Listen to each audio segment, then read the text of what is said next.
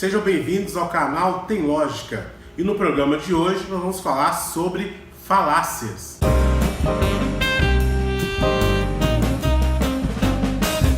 Bom, sejam bem-vindos ao canal Tem Lógica. Este é o nosso 5º programa, onde nós estamos analisando as maneiras corretas para argumentar, para organizar o pensamento.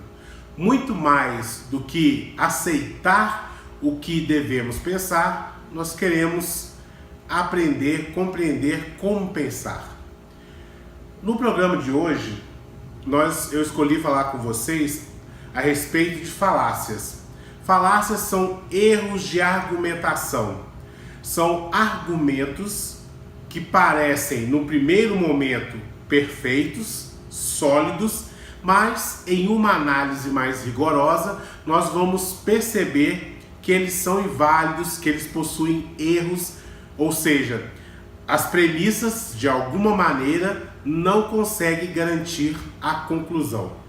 Nós temos 2 tipos de falácias, as formais e as informais. As falácias formais, elas estão diretamente relacionadas com a lógica. Então nós vamos voltar a falar um pouco mais delas nos nossos programas à frente. E as falácias informais geralmente são de 2 tipos, né? Aquelas que levam a alguma ambiguidade ou que por algum motivo elas pecam na questão da relevância. Vou dar alguns exemplos bem simples para que vocês possam compreender melhor.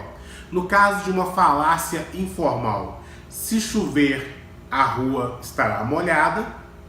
A rua está molhada, logo choveu. Bom, evidentemente, se chover, a rua ficará molhada. Mas não é só por causa da chuva que a rua pode estar molhada. E nem ficou claro, né, se é a rua toda. Vejam, assim como nós falamos no programa sobre ceticismo, analisando um pouco mais o que foi apresentado, nós percebemos que está faltando algumas informações. Bom, um outro exemplo agora de uma falácia, né, informal. É muito prazeroso comer manga. A minha blusa tem 2, vou comer uma delas. Claro, o exemplo agora ficou um pouco mais evidente, que eu, quando falo de manga, eu estou falando da fruta e não da parte da minha blusa. Mas vejam, em alguns casos, essa ambiguidade pode levar a pessoa a confundir, pode levar o argumento a se tornar inválido. Então é muito importante não só compreender que nós temos que buscar apoio da ciência, que nós temos que fundamentar muito bem os nossos argumentos, mas nós temos que tomar cuidado com as falácias. Elas são muito atrativas, né? Principalmente se elas estão direcionadas a alguma crença que nós já temos. Uma pessoa que, de certa forma, acredita em horóscopo, ela vai se sentir muito mais inclinada a argumentos que favorecem o horóscopo, mesmo se eles forem inválidos. Bom, um ponto que é muito importante nesses nossos vídeos, né, já que nós estamos querendo compreender melhor como pensar, é observar que as falácias elas são usadas de diversas maneiras dentro dos debates, né? Eu queria comentar algumas que são muito importantes, né? Por exemplo, a inversão do ônus da prova. OVNIs existem. Logo, se você quer dizer que não, então me prove. Não, não é assim.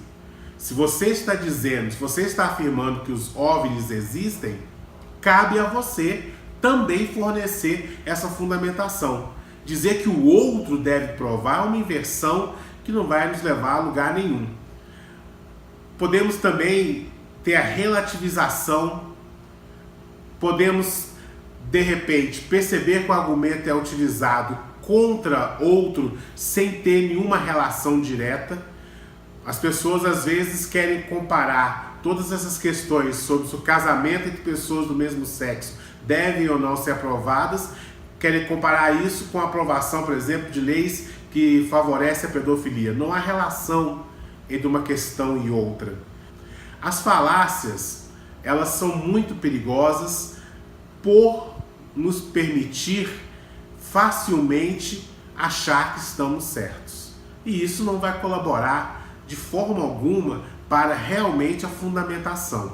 Então, além de estudarmos com certa atenção as melhores maneiras de argumentar, é muito importante também estudarmos essas outras maneiras aonde acontecem algumas falhas, como foi os casos que eu relatei até agora. Também temos a outra que é muito comentada, né, pelo menos nas redes sociais, a falácia do espantalho, né? A pessoa, ela cria um espantalho, ou seja, um boneco que finge que é um homem, mas não é, né? Ou seja, finge que ali existe um inimigo, mas não tem inimigo. Finge que ali há um problema, mas esse problema não existe. É muito importante também comentar da ad hominem, né, contra o homem, quando a pessoa ela utiliza da argumentação para desfavorecer a pessoa que está falando. É evidente que essa pessoa ela não pode falar nada acerca desse assunto porque ela não tem competência.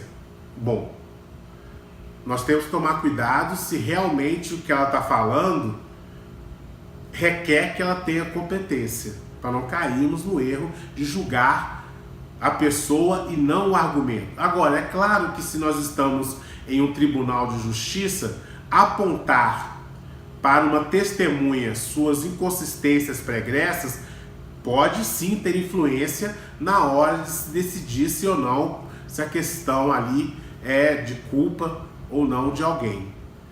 O ad hominem, ele é ruim quando a gente perde o foco, assim como os outros exemplos. Mas ele não tem nenhum problema quando você usa, por exemplo, para dizer que a pessoa está escapando do assunto ou ela está sendo, vamos assim dizer, enganando, né, os outros com aquelas falas dela. Aí você não está fazendo um ad hominem, está realçando que aquela pessoa ela está manipulando o jogo ali. Bom, espero que vocês tenham gostado desse vídeo sobre falácias. Nós vamos voltar a esse assunto mais à frente. Se você gostou, lembre-se que compartilhando, comentando, marcando as pessoas é a forma de nos ajudar a continuar divulgando.